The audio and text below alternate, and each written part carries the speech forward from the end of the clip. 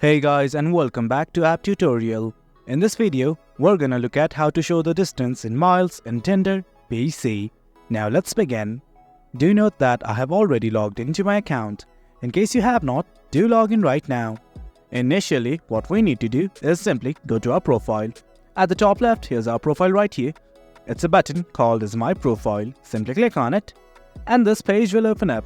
Do note that you can subscribe to Tinder, Platinum, Gold or Plus. It's up to you from right here.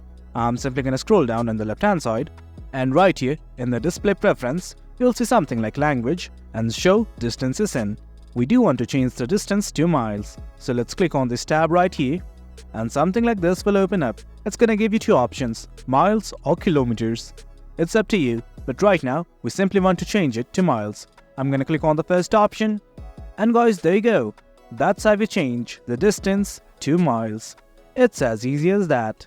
Hope you guys found this video informative, and for more content like this, do remember to hit like, share and subscribe. Your support fuels us. Until next time, thank you.